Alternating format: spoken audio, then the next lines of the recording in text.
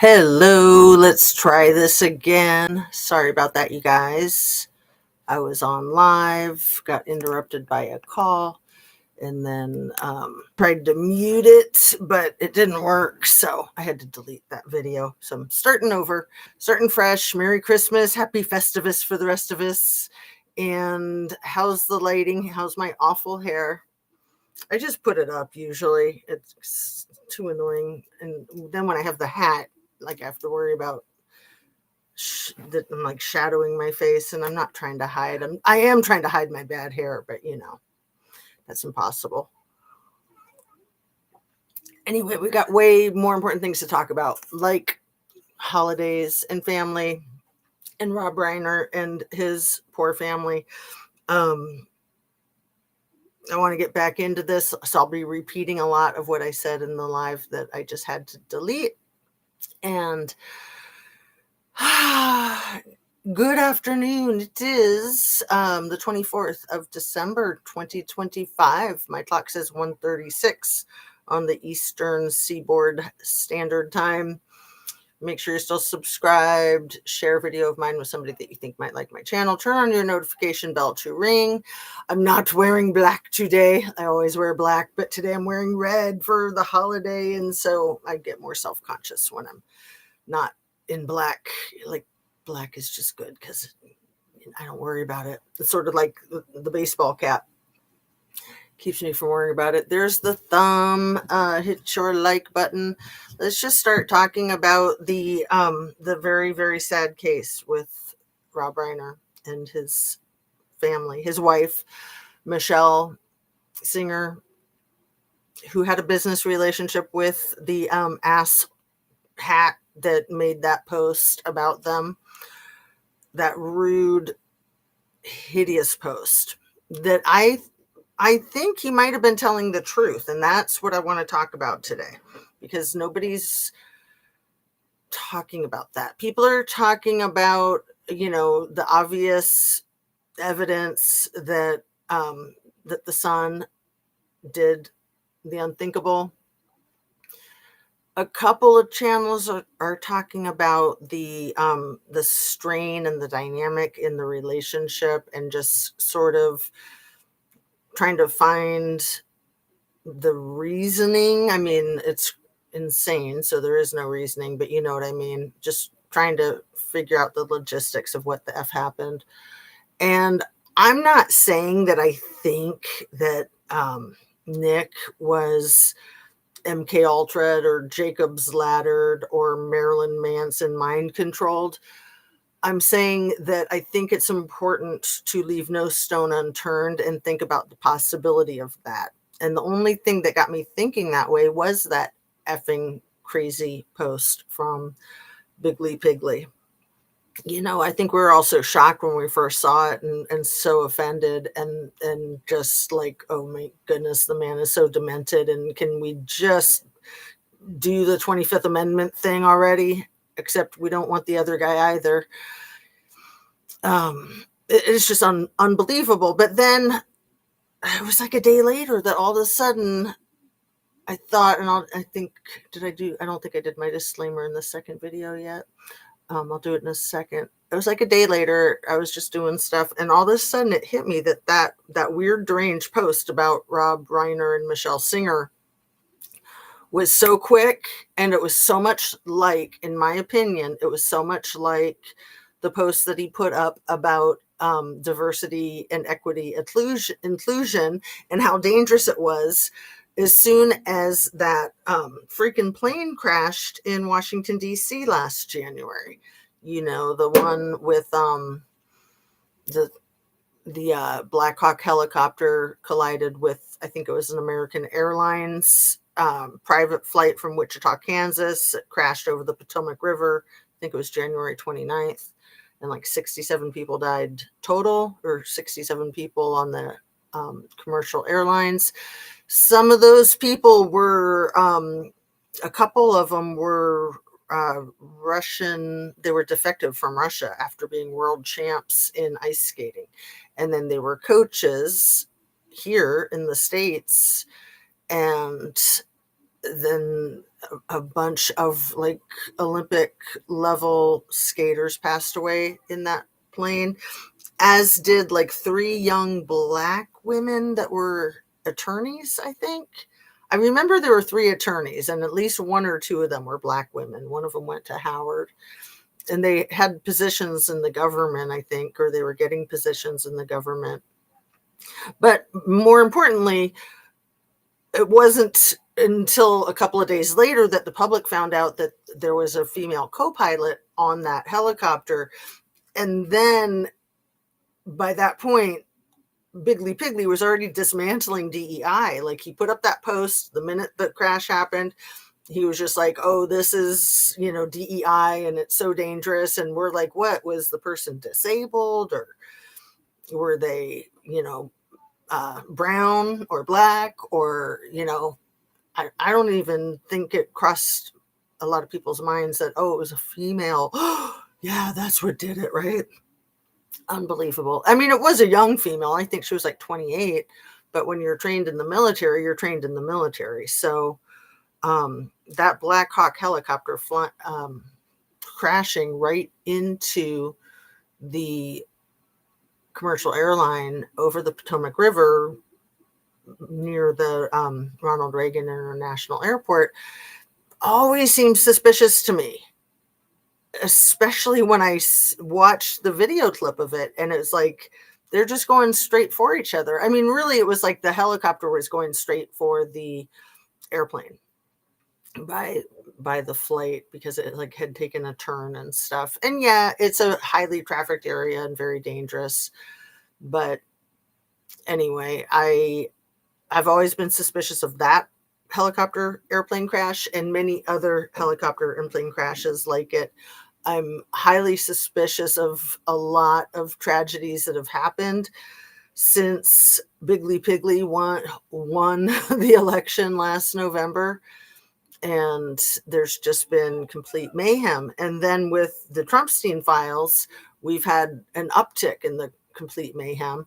And the thing with the Reiners happened on Sunday, like 4 or 5 days before the deadline for the Trumpster files to be released from Congress. The deadline from Congress for the records to be released to Congress. So I'd been expecting crazy violence and bombs, and I don't like to say it. Everything I say is simply my opinion for the sake of hoping to start a conversation, open up a discussion, learn something, be educational. All these videos are made for the tube of you, and it's an infotainment platform. But what would possess an MF to make a post like that, even if this is your worst enemy?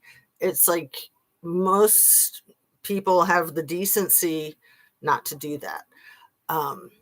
The derangement syndrome, I think, is being projected by the cause of that derangement syndrome. And it just made me question, was he kind of intentionally or accidentally confessing in his posts, trying to claim that somebody passed away from their TDS, right? This diagnosis that Biggly Piggly made up as if it's a diagnosis. And then he's trying to make himself the medical examiner and determine the cause of the passing away. And then specifically that the syndrome enraged somebody else and that caused the passing away. It's very specific. It's very specific. And unless he knew for a fact that that was the thing, why would he share that idea? Anna Bees, thank you for coming back in. Yeah, that was weird because I thought that I could hit the mute button. Oh, because I have to hit it here on my mic. So I hit my mute button up here because I've never done that on a live. And so it wasn't muted out, as I'm sure you were like, Chaz. So I got interrupted with that call. Somebody very entitled thinking that they could interrupt my live, which I'm fine with my family interrupting my live, but yeah. Anyway, we'll get back on track here. Hello again. Thank you for coming in. So yeah, I already deleted that live stream. It was less than 20 minutes and I thought I can try to hit all the points again. So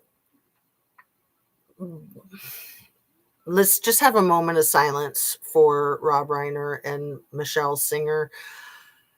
I'm hesitant to discuss these matters, and yet I also feel like it's important to leave no stone unturned, to rule out. I mean, that's what you do in the medical field, is you rule things out. So let's have a moment of silence for the Reiner family.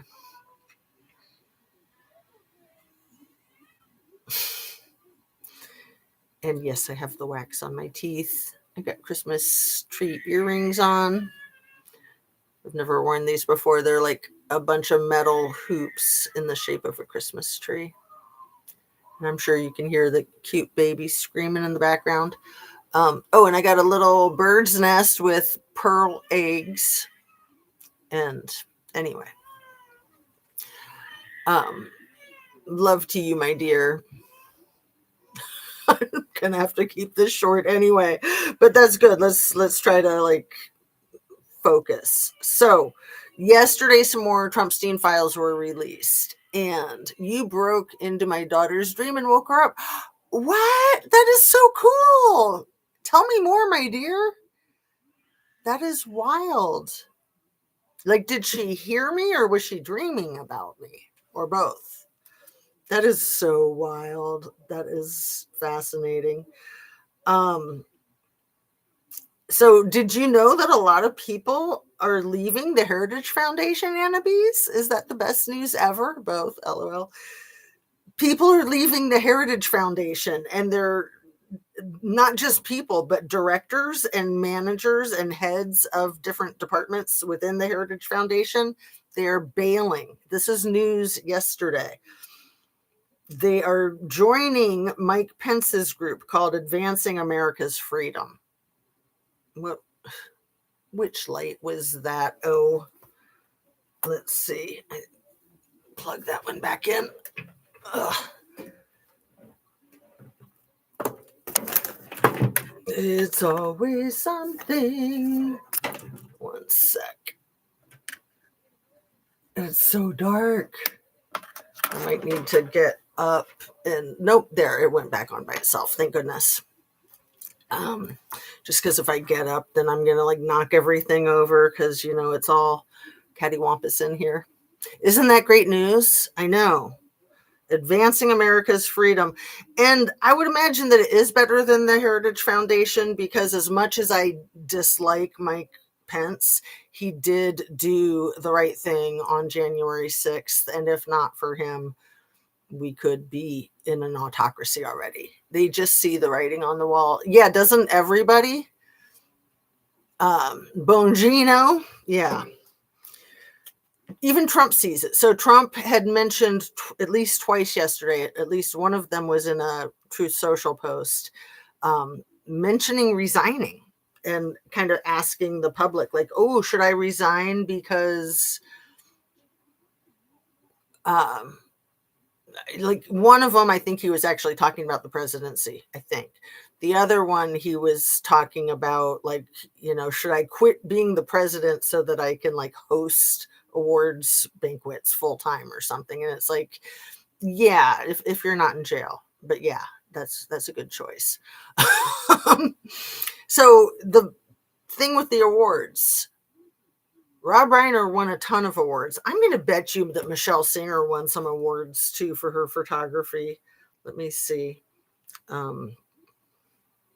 Just type that in real quick. Michele Singer awards. And do you want to mention the award that Trump won in 2024, the French Fry Award?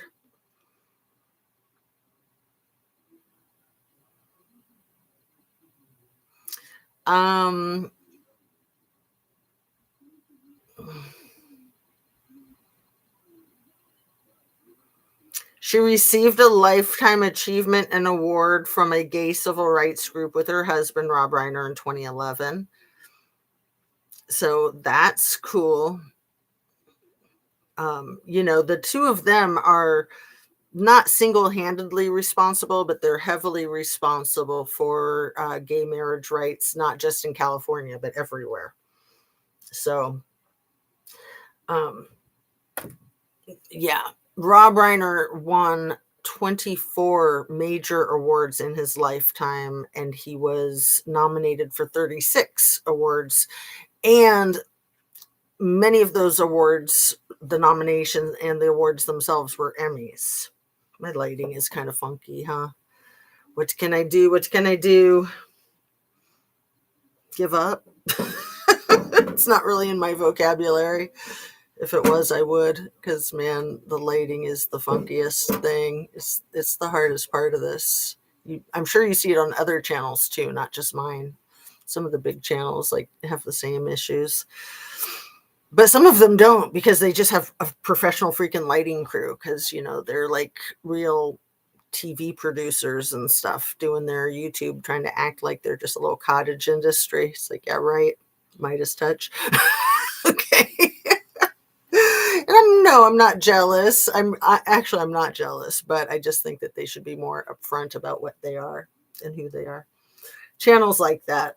There's a lot of really great people that quit or got fired from the mainstream media who are doing their own little cottage industry channels, but most of them have hair and lighting crews and editors and all that working with them, producers.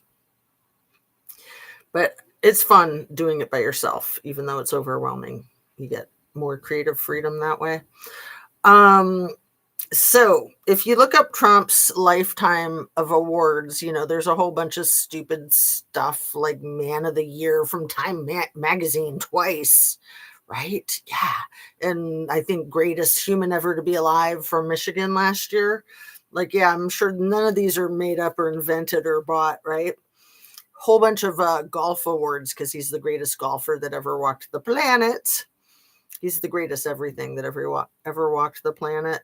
But he actually did win a French Fry Award in 2024 when Rob Reiner was winning serious awards. He was winning in 2024 the Best Iconic Film nomination from the Producers Guild Association for a movie with Albert Brooks, Defending My Life, and maybe a Brittany Emmy nomination, Primetime Emmy nomination in 2024. Whereas the Trumpster fire, Biggly Piggly, was presented with literally a McDonald's French fry certification pin. Yeah. And then, he's got a string of letters from doctors that he forced to say that he's like the healthiest thing in the world. And one of the ways that is because he's always winning all these golf championships, right? Because, yeah, that's what doctors put in their medical assessment reports. Yeah. So they were both born in the Bronx, 1 year apart, Rob Reiner and Biggly Piggly. And they were both about 6'2", which I don't believe that Biggly Piggly was ever that tall. I think more like 6'12" or infinity. But he likes to say 6'3", just like he likes to say what, 185 pounds? I think 215, but man, it's way higher than that. We know that. That's ridiculous. Anyway, yesterday I watched the entire film that Rob Reiner directed and that his son Nick Reiner wrote, the movie called Being Charlie, that is based on Nick Reiner's struggle with addiction. And it's really good. I highly recommend it. It's heartbreaking. It's sad, but it's well written. Nick Reiner is a sharp kid. The movie was made 10 years ago. You've probably seen some interviews with the two of them about it. The interviews are awkward. Like, Nick is one of these people that just doesn't look comfortable in his own skin a lot of the time. But he may well have just gone off the deep end and did what he did for whatever psychotic reasoning, right? That's entirely plausible. I also think it's entirely plausible that he was radicalized, and that I don't know if he was MAGA or not, but that crazy ass post that Biggly Piggly made might be the basically narrating what was choreographed. Like perhaps Nick Reiner was Jacob's Laddered, or Charles Manson, or basically brainwashed, mind controlled to either do what happened to the parents, or to be a part of what happened to the parents, or it sounds like for a fact he was there. There's a lot of the evidence of the red stuff, and it sounds like he was involved, but we don't know the details. Some of the details we do know, there are autopsies. The reports came out last night, and they were both trigger warning, basically overkill. They were both cut multiple times with a sharp edged object, and trigger warning again. We all know by now probably that they had their throats slit, and I think they were found in 2 different rooms. But I think Rob Reiner was found in the bedroom. I think, it kind of sounded like they might have slept in separate rooms. They might have slept in separate beds. A lot of couples do that, especially as they age, and problems with snoring and sleep apnea and stuff like that. But yeah, the location of their house is interesting, Annabes. I spent hours last night looking at the maps and the roads and the streets, and kind of fascinated by, the part of Brentwood that they lived in is like the coolest part of freaking Brentwood. And like, it's almost for fancy Los Angeles, it's almost like a regular street for fancy Los Angeles. Like, it's not like Bel Air. It's not like Homely Hills, where P. Diddy lived. But it was right around the corner from Rockingham Estate, really close to where the Rockingham Estate was. That's been destroyed, though, and the property we built on. Also, it's really close, like less than a mile from, is it 875 Bundy Drive, which we all remember? Yeah, 875 Bundy Drive, from the Nicole Brown Simpson, Ron Goldman tragedy, which was extremely close to where the Mezzaluna restaurant was that Ron Goldman worked at, and Nicole Brown Simpson and her family had just eaten dinner at. Also very close to 1157 1157 San Vicente, the corner of Gorham, is where the Mezzaluna restaurant was, which was, get this, right around the corner from where Marilyn Monroe was found in her 5th Helena Drive home. That address is 12305. And then Rockingham Estate is on Rockingham Drive. But also not too far from another address that might ring a bell, 10050 CLO Drive, Benedict Canyon. If that address rings a bell for us older folks, that is where Sharon Tate and 3 of her cohorts were slaughtered by the Manson family.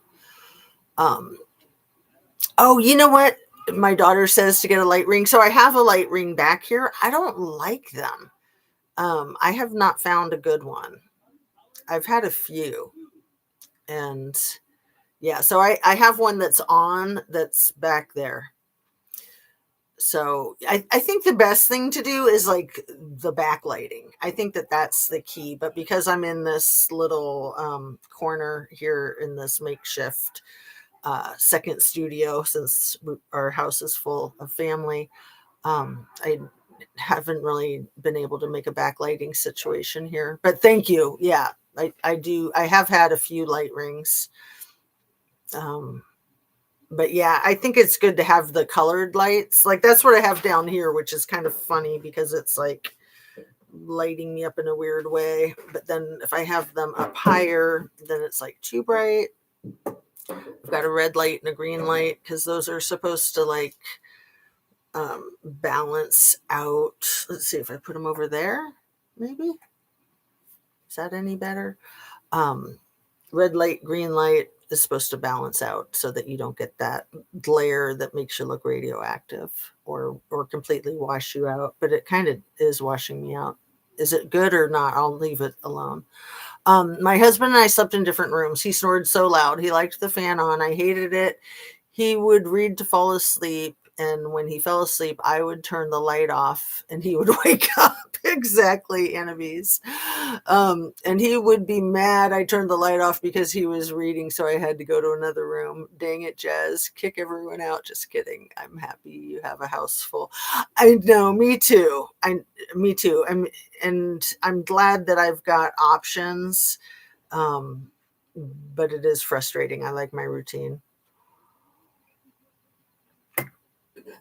So yeah, let me try to hit all the talking points that I've wanted to hit. So the Charles Manson house where Sharon Tate was red-rummed, I want to say that it was 1962 when Marilyn Monroe passed away. I don't remember when Sharon Tate passed. It's not very important, is it? But why not just look it up? It might have been the year I was born, 1967. No, 1969. Oh, I'm so glad I looked it up because it was on my birthday, 1969. My second birthday, August 9th, 1969. How weird. And she was born the year that my mother was born, 1943. Weird. Her birthday's a day after my sister's. And she passed away on my birthday. That is a little interesting, huh? So I was 2. Anyway, yeah, I mean the whole thing with Charles Manson is so much weirder than most of us realize, like the government connections and the Hollywood connections, like those are real. Like Charles Manson was connected. It was very weird times. Wow, that is weird. So, and let me make sure that I'm being completely finishing my thoughts and my sentences, that the Cielo Drive Benedict Canyon address where the Charles Manson slaughter occurred, August 9th, 1969, that's maybe 5 miles away from Chadbourne Drive is where the Reiner mansion was, the estate. And in Los Angeles, 5 miles is nothing. Like in some cities like New York, that might seem like a lot because you're leaving boroughs and such. But Los Angeles, everything is spread out.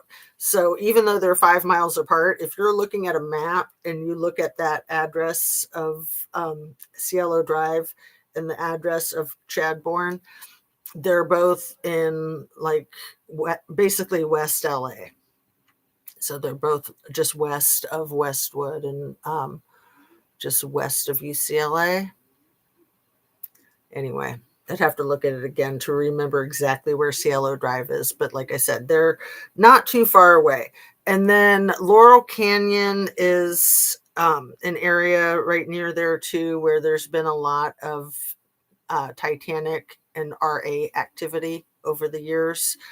And I don't want to get caught up in that. I saw one content creator, Dee Got a Podcast, who said he was going to be making a video about that he thought that there was something to that.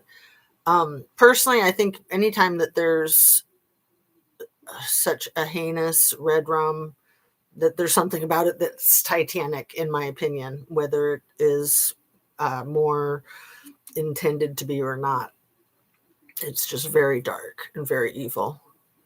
And I'm devastated for Rob and Michele. I'm even more devastated for their surviving children.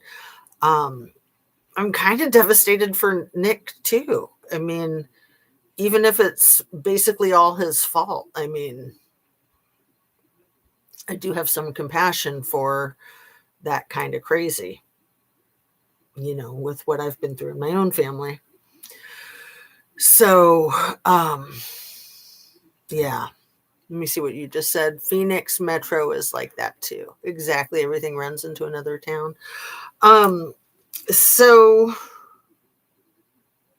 this is weird too, Anna B's. Nick's older brother, I didn't write down his name, so I'm forgetting what it is at the moment.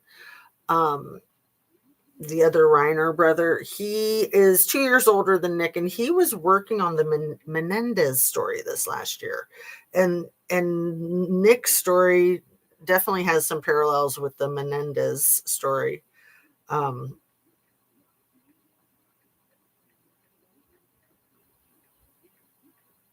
Let's see what the other brother's name is. Jake Reiner. They're an extremely good-looking family, Nick and Jake, and I think, what's the daughter's name? Something like Romy or Rami. She's the one who found them. So sad. And yeah, I mean, just being the Nepo babies, being extremely good looking, having a super successful father. And the mother was very successful too in her own right with her photography profession. And, especially taking that photo of Biggly Piggly for the cover of The Art of the Deal. But let me just throw something in here that I heard the other day in a wonderful interview with Mary Trump, Biggly Piggly's niece, that when she published one of her books, she sold more books the first day that it was released than The Art of the Deal had sold in like 30 years. So I think Art of the Deal was published in 1987. And so that was like 39 years ago. Anyway, did I already say this part in this video, Anna B's? I can't remember if it was the one that I just had to delete a few minutes ago, or if I said it in this one too, about all these people from the Heritage Foundation jumping ship. And when I say people, I'm talking about the heads of departments and directors of parts of the Heritage Foundation. They're leaving for a different group called AAF, Advancing America's Freedom, that was instigated by Mike Pence. So just yesterday, that was yesterday's news. And I might have said that earlier in this video, but since I had made a 20-minute video right before this that I had to delete, it might have been in there. So I'll find out when I review it. I heard that Nick had just changed psych meds. Yes, I heard that too. So he may have relapsed too. It seems like when he went to the store that he got arrested in the parking lot of, the little convenience store, it seemed that he was purchasing an alcoholic beverage. And I don't know if there might have been other substances involved. I mean, the night before he'd gone to Conan O'Brien's Christmas party, and he might have already relapsed even before the day of the Christmas party. But, there might have been party favors. And yeah, he'd been diagnosed with schizophrenia and his medications had been changed. And he definitely had a lot of hostility towards his dad. And he definitely had an issue with his father's success and feeling like he didn't have direction. And then when he tried to have direction, because he did have or does have a, a good comic skill, whether that's hereditary or built, learned. Um, he's done some stand up that was really good, actually. I mean, sometimes there's some of it in the movie, but I've also watched every interview and such that I can with him, and he definitely has a knack for doing stand up. But his father didn't want him to do stand up. His father was like really negative about it. Said it was stupid, which is weird. But it might be, I don't want to speculate about why that might be, but his father, I think, was the one who said, why don't you write a movie, maybe? But it's a really good screenplay. It's really well done, and of course, it's really well directed.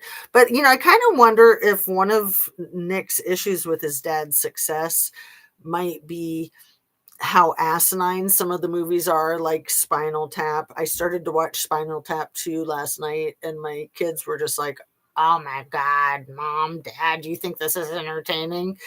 These old farts and these stupid jokes. And we're like, well, you kind of have to watch the first one to get it. But I could see where they're coming from.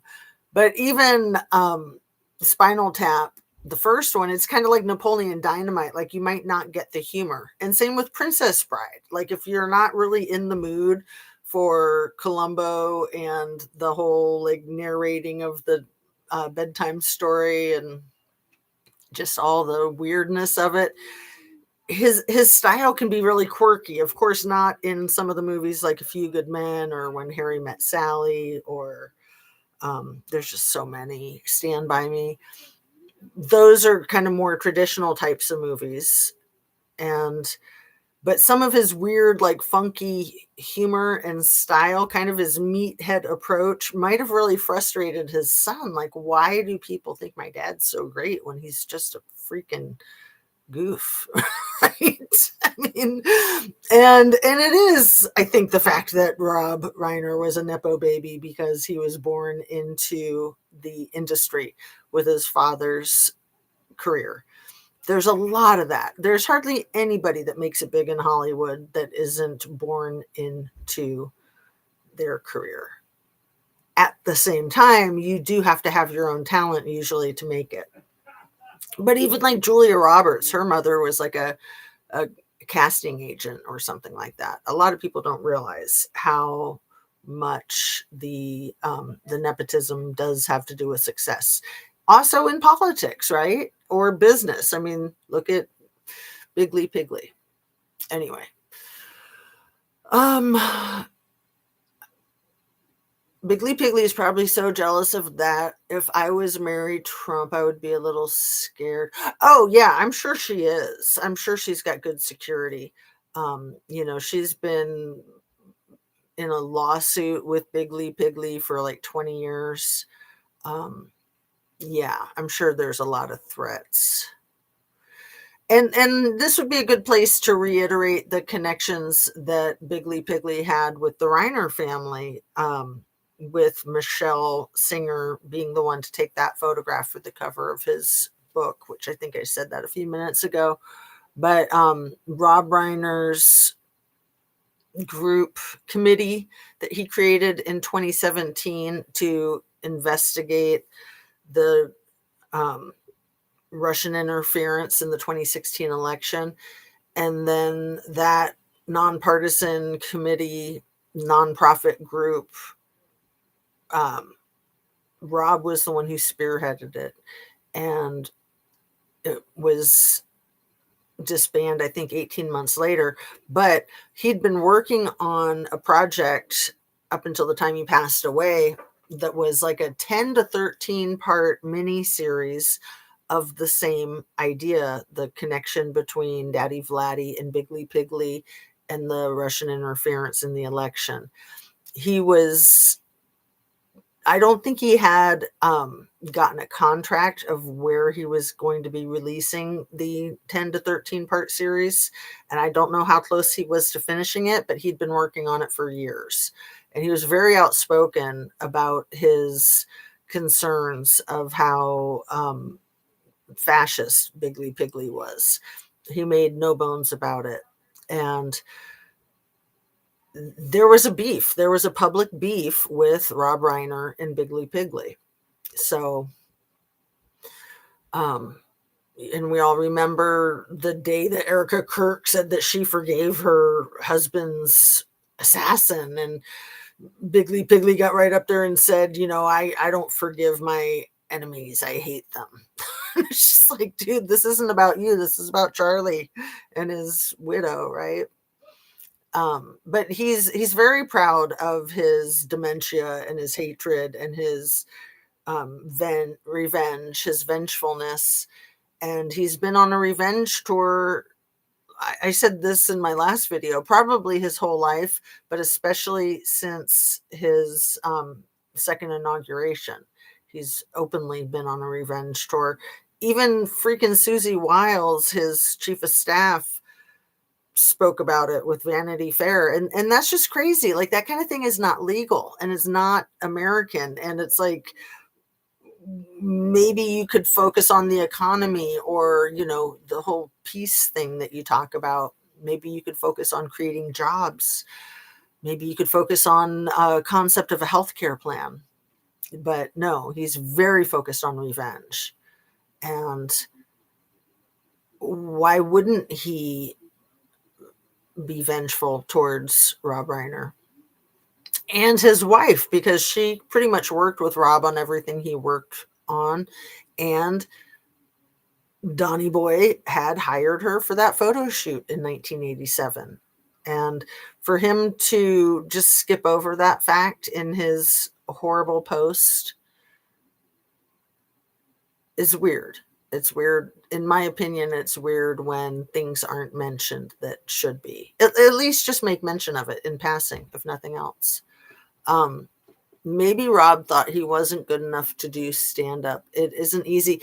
You are probably right on with that. I was kind of thinking the same thing too. I don't think Rob Reiner's ever done stand-up. I don't know about his father, Carl Reiner. Carl lived to be 98. Isn't that wild? But when I read your last comment there about Mary Trump, also Nick Reiner got in trouble for grabbing Mary Tyler Moore's badonkadunk on the site, in the studio of Mary Tyler Moore's show, because his father was the producer there. He was 14 years old and he grabbed ass. Nick did. Allegedly. If you Google it, you'll see things about it. I think Biggly Piggly cursed our football team Chiefs, but they plan to move to Kansas. Oh no! Yeah, I definitely think he cursed them because of Taylor Swift. Again, the revenge, the vengefulness. He's just demented. Absolutely demented. So did I mention, I'm sorry that I'm like crossing my wires with the short video that I had to delete in this one.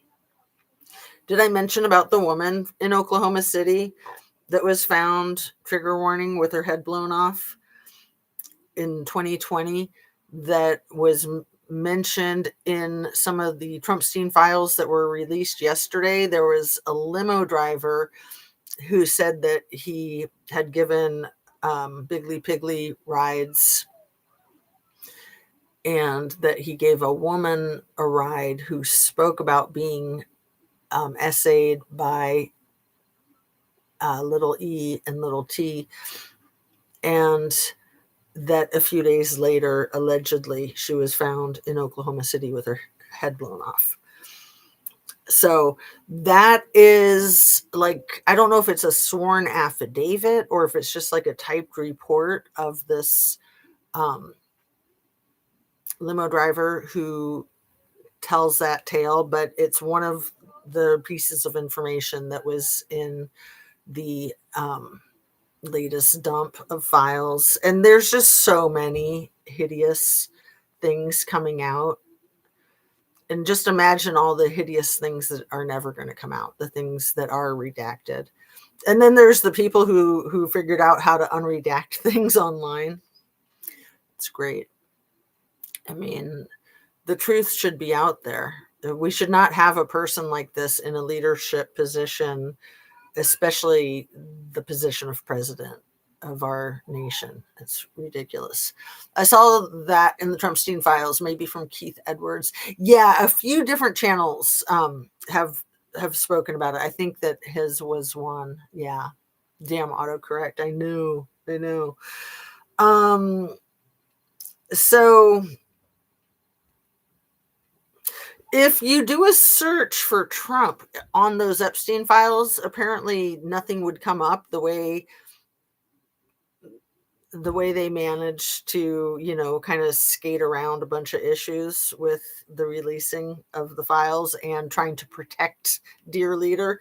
But if you did a search with Trump and then a blank space, everything would come up. So they've probably resolved that issue because it was probably brought to their attention from the Tube of You or something.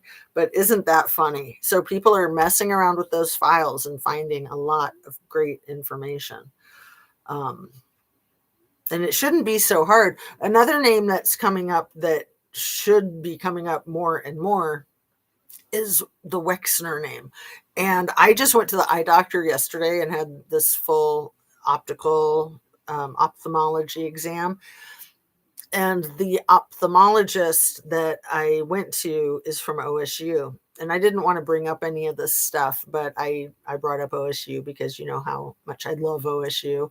And I feel torn because there's so many buildings there named after Les Wex.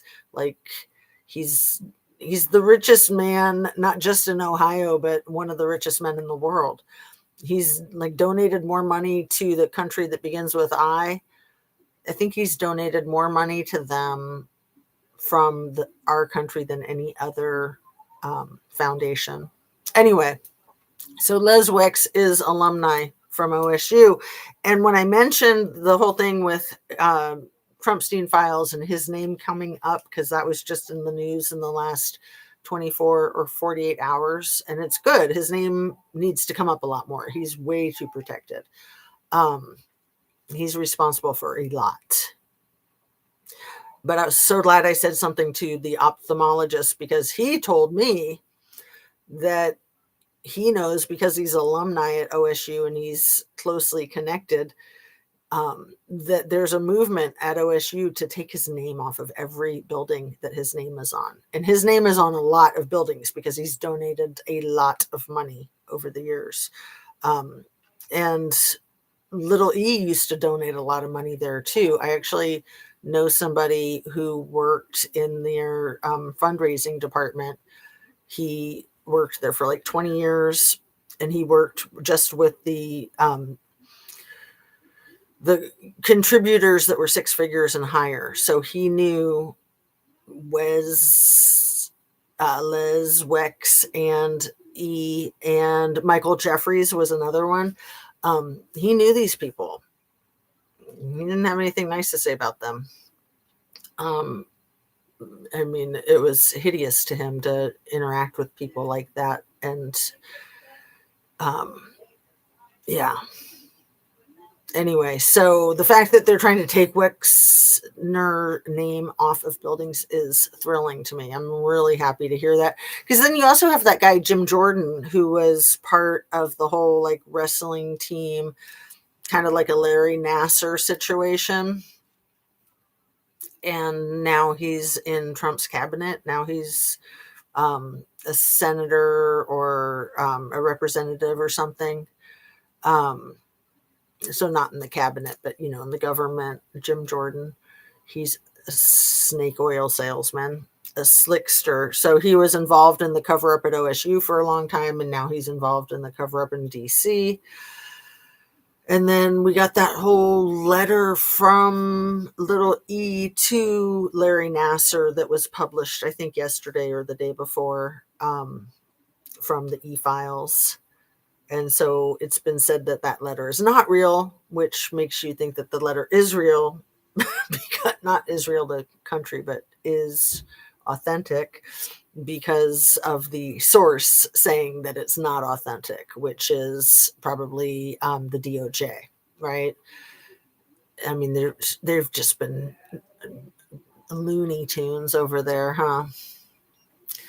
I was thinking that people doing what they do to unredact shouldn't be telling the whole world how they did it. Right. I know, because once we say these things online, then we're like giving the enemy the hot tip, right? That's very awesome. I hope they do remove his name from all the buildings. I know. Like when they were saving my dog's life with the cancer treatment, and I was taking her there 20 times during the second half of January and the first half of February last year for the radiation treatments. Every day I'd be driving by the Wexner Medical Facility, and every day I'd be like, even though I love the school, my mom was born there, my grandparents went there. They saved my dog's life, and there's a list of other reasons why I love OSU. Aren't they all snakes or snake oil salesmen? Yes, Annabise. Good point. So, that woman in Oklahoma City. I mean, and how many women like that? Like Virginia Giuffre, right? It blows my mind that more people don't question the timing of her passing away and her book and how many times she had her life threatened. And then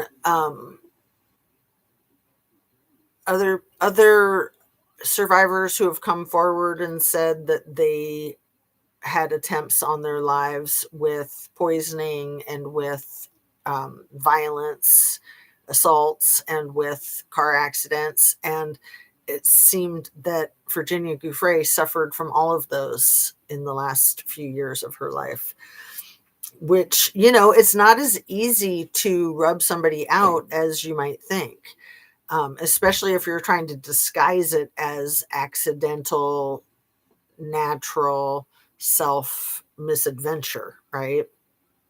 It's one thing to rub somebody out. That's challenging already. But then to have it disguised successfully as one of those other misadventures, it's even more challenging. So a lot of folks don't realize how hard it is, especially to unalive somebody with a sharp edge object, because you have to be up close and personal. And trigger warning, it gets messy. And the sharp-edged object usually slips out of the attacker's hand. The attacker is often wounded, maybe cut in the process, but it's a grisly process. I mean, even if the person is incapacitated, and again, trigger warning,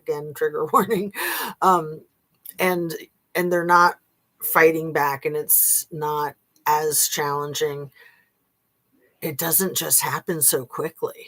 You hear these stories all the time in true crime, and people that think somebody's deceased, like you were talking about the other day, Annabise, with Kylie Rodney. A lot of times people think someone's deceased and they're not quite deceased. And then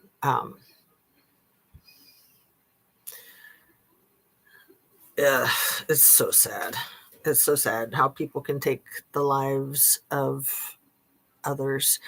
I guess there was a woman arrested yesterday for her 9 or 10-year-old daughter's unaliving. It's been all over the news, so you probably have caught it, Annabise. I try to stay focused on 1 or 2 cases because it's just such an overload. And I've been very focused on the Charlie Kirk case. I've been very focused on Rob Reiner.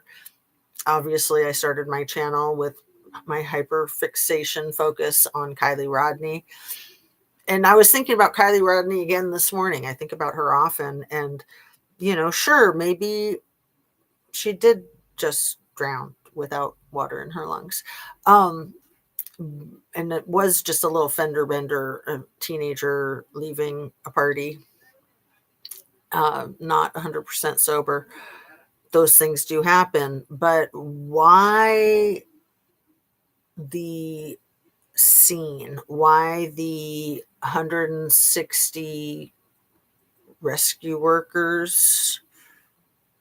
How many FBI agents were out there on day one? Like over 50. Um, why are all these trolls sent out on YouTube to try to like do damage control, like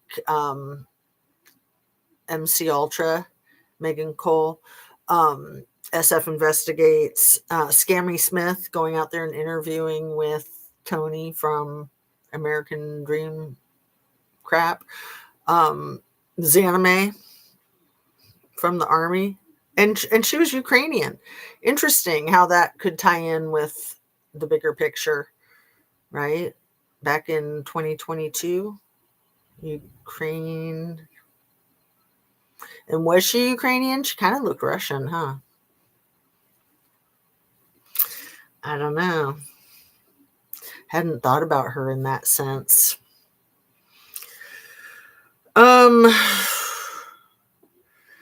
So yeah, Trump and his French fry pin is not quite the same as winning an Emmy. Not quite the same as being like adored as a national treasure like Rob Reiner was.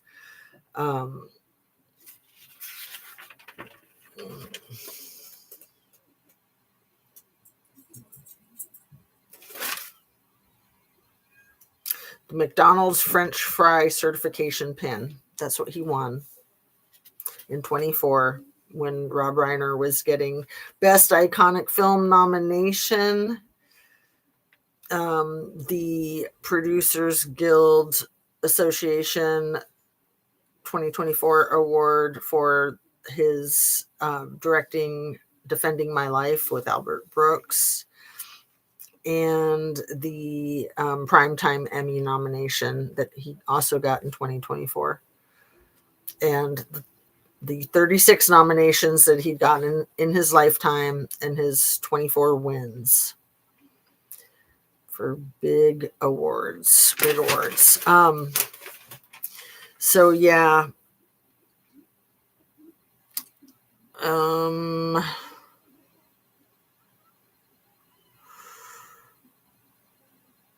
I think that's about it. Well, the January 6th pipe bomber, that case getting solved suddenly like a week ago when they were like desperately trying to create, in my opinion, desperately trying to create deflections and distractions from the Trumpstein files.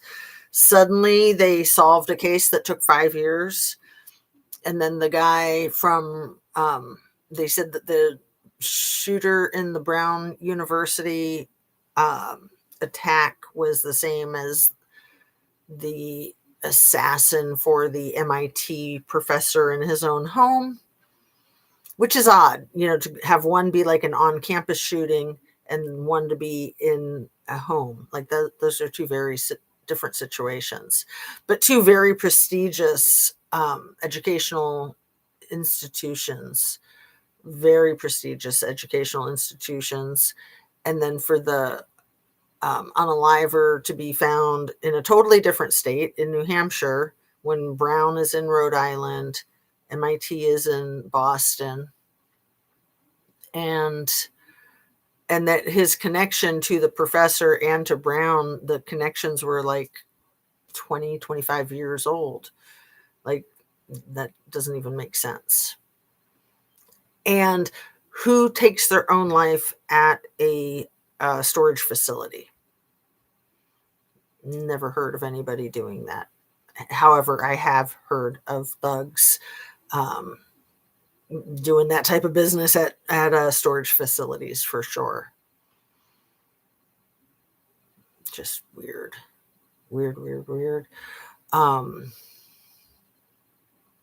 No, she didn't drown. Thank you, Anna Bees, being the nurse that you are. you know. I mean, they said that for how long? Well, if we get the autopsy and there's no water in her lungs, then we know that she was in the water, that she was deceased before she went in the water. But if there is water in the lungs, then we know that she was deceased in the water. Did I say that right? I don't know, but you know what I mean. And there was no water in her lungs, and then they're like, yeah, but she drowned because you know she was found in water. So, and that's just very like mobster. That's very old school mobster. Like anybody found in water drowned, right? So let me wrap up. It's 2:30. Thanks for being here, my dear. Um oh, so yeah, I highly recommend the um Being Charlie movie that Nick Reiner worked on with his father. Really well done. And it just kind of feels like it gives you some insight into the situation. Again, I'm assuming, and it's not good to assume, but I'm led to believe that Nick was definitely involved in the execution of his parents. And you can see the hostility that he had towards his father. You know that he's had mental health issues. You know that he's had substance abuse issues. However, mental health issues and substance abuse issues don't necessarily make a person a dangerous criminal. I mean, sure, as far as like stealing stuff, but not violence. However, I want to point out that being an addict and having mental health issues, people with those afflictions are way more likely to be victims of crime. So I think that's an important distinction because a lot of people get scared of mental health issues and addictions, and they think those people are scary and that they're just going to do these horrible things. And more often, the horrible things are done to them because they're compromised. So, yeah, I think that's about it. Oh, Les Wex did a self audit on his company. He had people within his company do a self audit to show that little E was not in charge of things within the company that he was in charge of. But don't you love it when corporations do that, when they investigate themselves and find out that they didn't do anything wrong? So, Merry Christmas, Festivus for the rest of us, and thanks so much for being here, Anna Bees. I hope you have a really good holiday, and I hope to be able to come on before too long. I'm sure I won't be doing any videos in the next 24 to 48 hours, but hopefully not much longer than that, because it helps me kind of get my bearings and keep my focus on the things that I'm trying to focus on. And right now, I'm really trying to make sense of what happened to this national treasure of Rob Reiner and his gorgeous wife, and why Biggly Piggly is going to put up a public Truth Social post like that. I think it's significant. I do. And we might not ever find out the answers of why, but it's good to ask questions, in my opinion, and it's really good to rule things out. And, you know, I guess I want to say, I hope for Nick's sake that it was something crazy like a Charles Manson, Jacob's Ladder type of thing. I would hate to think that he did that all on his own. I would hate to think he did that all on his own. Like with the Menendez brothers. I'm one of the people that believes that they were abused by their dad. Their dad was also a huge Hollywood producer, and you know, this stuff just gets covered up. It gets covered up in sports. It gets covered up in religious settings. it just gets covered up. And then the people that are victimized, like Virginia Giuffre, remain victims when they're under threat and attack, assault, whether that's reputational character attacks and assaults or physical attacks and assaults or just living in fear of. It's insane how these people, like once victimized, can't shake it. It's awful. And I hope that there's a turning of the tides with almost like a Me Too movement kind of thing. Me Too movement 2025 with this whole situation. And I want our country to remain a democracy and to get back on track and to stop with all the freaking Handmaid's Tale Heritage Foundation bullcrap. And that's another thing I want to mention before I sign off here is like Nick Reiner being that age of 32. Obviously, he's going to be on social media. And what are the chances that he wasn't affected by all of the whole, like, what do they call it? The brosphere, the manosphere. What are the chances that he wasn't affected by like the whole Nick Fuentes and all those other freaks, and the Charlie Kirk, the whole Heritage Foundation thing? Because they really fixate on younger people. And Nick wasn't that young. He was 32, but he, I think, was kind of immature for his age, being that he hadn't really gotten independent and done much on his own with a career. I love you all. I hope you all have a peaceful and blessed holiday. Absolutely. Oh, and I want to give a shout out to New York Nadia for Real. That's a great channel. And she was in my comment section recently, and I was so happy to see that.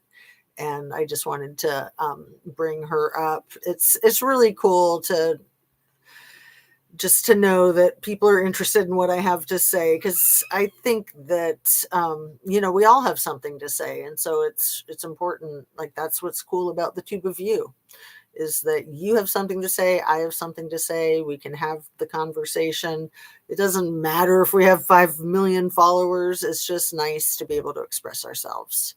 And it's nice to have a familiarity. And I just couldn't believe Nadia for Real was in my comment section. I was just like, dang, girl. Her channel's not that big, but I know she's got a huge following on social media because she's on other platforms.